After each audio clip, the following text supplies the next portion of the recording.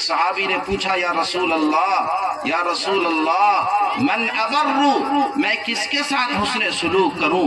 आपने फरमाया उम्मक, अपनी माँ के साथ हुस्न सलूक कर। सुम्मा मन, या रसूल अल्लाह फिर किसके साथ हुस्न सलूक करूं? आपने फरमाया उम्मक, अपनी माँ के साथ हुस्न सलूक करो। फिर कहा, या रसूल अल्लाह उसके बाद किसके साथ हुस्न सलूक करूं? आपने फरमाया उम्मक, अपनी माँ के साथ हुस्न सलूक करो। 3 मरतबा कहने के बाद फिर कहा, या रसूल अल्लाह उसके बाद किसके साथ हुस्न सलूक करूं? आपने फरमाया अबाका, अपने बाप के साथ हुस्न सलूक कर। माँ का दर्जा 3 गुना बढ़ा हुआ है। ये अल्लाह की तरफ से इनायत है। अल्लाह तबारक व तआला ने औरतों के साथ खुसूसी मरहमत का मामला फरमाया है। रहमत की नजर अल्लाह तबारक व तआला ने उन पर डाली है।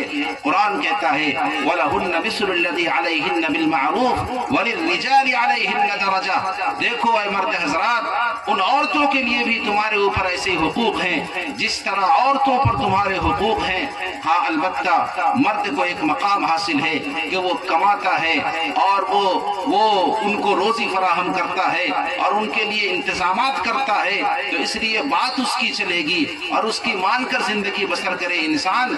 लेकिन अल्लाह तबारक व तआला ने औरतों को भी बेशुमार हुकूक दिए हैं और ठीक उसी तरह के हुकूक दिए हैं जिस तरह से मर्दों के हुकूक हैं।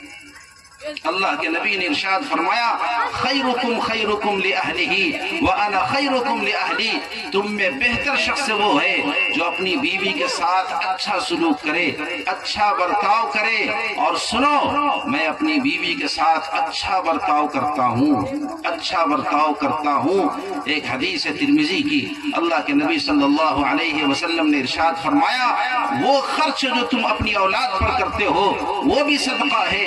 हत्ता लुक़मतुल्लती तरफ़उहा इला फमी इमराअतिका फहिय सदक़तुन। सुनो, वो लुक़मा जो तुम उठा करके अपनी बीवी के मुंह में डालते हो, जहाँ सिर्फ शहवत ही शहवत है, जहाँ ख्वाहिश ही ख्वाहिश है, जहाँ सिर्फ मजा ही मजा है, जहाँ सिर्फ लज्जत ही लज्जत है, उस मकाम पर भी जो चूंकि तुम्हारे दिल में एक जज्बा है कि हम हराम से बच रहे हैं, एक इंसान को खुश कर रहे हैं, अपनी बीवी को खुश कर रहे हैं, हराम से हम बच रहे हैं, इस जज्बे के साथ तुमने वो लुक़मा जो अपनी बीवी के मुंह में डाला है, ये भी सदका है, ये भी सदका है।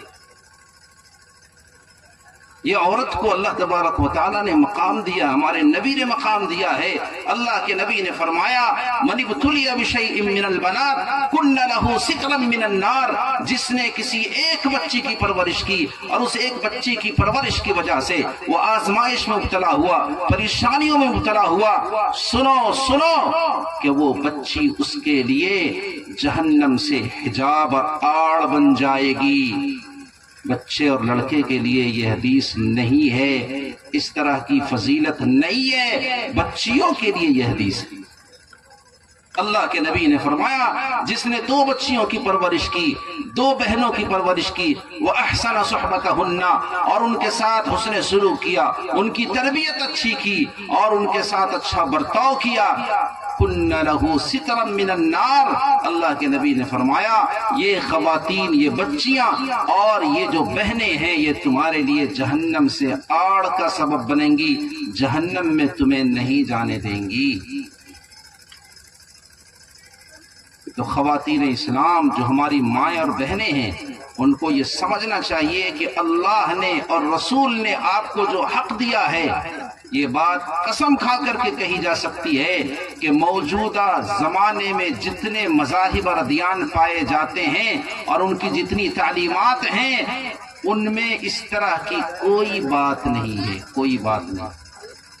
ईसाइयत ले लीजिए, यहूदियत ले लीजिए, हिंदू मत ले लीजिए, जितने भी मज़ाहिब पाए जाते हैं, जो हुकूक अल्लाह ने औरतों को अता किए हैं, वरासत का तो कोई निज़ाम ही नहीं था। ये इस्लाम ने आपको वरासत का निज़ाम दिया है, आपको माँ बनाया है, आपको बेटी बनाई है, आपको बीवी बनाई है, आपको बहन बनाया है। कमाने का कोई मरहला आपके लिए नहीं रखा। जब आप बेटी हैं, बाप के जिम्मे है, जब आप बीवी हैं, शौहर के जिम्मे हैं, जब आप साहिब औलाद हैं, बेटे के जिम्मे हैं, जब आप बूढ़ी हो चुकी हैं, उम्र दराज हो चुकी हैं, پوتوں کے ذمے ہے، آپ کے ذمے کچھ نہیں ہے۔ اللہ نے آپ کو تو گھر کی ملکہ بنایا ہے، یہ عزت اللہ تبارک و تعالیٰ نے آپ کو دی ہے، تو یہ جو عزت افزائی اللہ تبارک و تعالیٰ نے آپ کے ساتھ کی ہے، اس پر اللہ کا خوب شکر ادا کریں آپ۔ اور پھر آپ کی ذمہ داری یہ ہے کہ سب سے پہلا مدرسہ جو کسی بچے کا ہے وہ ماں کی گود ہے، آپ وہاں سے اپنے بچے کی تربیت کیجئے، آپ بچے کو اسلامی تعلیمات سکھائیے، اسلام سے آراستہ کیجئے، ایمان سے آراستہ کیجئے، اسلامی جذبات اس کے اندر پیدا کیجئے۔ آپ دودھ پلائیے پاکی کے ساتھ، طہارت کے ساتھ، وضو کے ساتھ، ان کو لوریاں دیجئے، وہ لوریاں کہ جس سے ایمانی جذبہ پیدا ہو، ایمانی حرارت پیدا ہو، شجاعت اور بہادری پیدا ہو۔ یہاں سے وہ بچہ کھلے گا اور اس کے بعد وہ بڑے بڑے کارنامے انجام دے گا۔ یہ آپ کی ذمہ داری ہے، چونکہ اللہ تبارک و تعالیٰ نے آپ کو بڑی فضیلت بخشی ہے اور آپ کو بڑا مقام عطا کیا ہے، تو ذمہ داری بھی آپ کی اتنی ہی بڑی ہے۔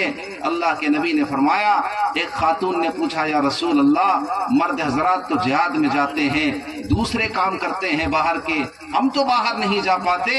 اللہ کے نبی نے فرمایا، بچے کی جو پرورش تم گھر میں کر رہی ہے وہ بڑا جہاد ہے، وہ بڑی کوشش ہے، جو دین کے سلسلے کی محنت ہے تمہاری، یہ بڑا جہاد ہے اور بڑی کوشش ہے۔ تو میرے بھائیوں بزرگوں، مردوں کو بھی اور عورتوں کو بھی دونوں برابر طریقے سے فکر مند ہونے کی ضرورت ہے کہ ہمارے بچے تربیت یافتہ کیسے ہوں۔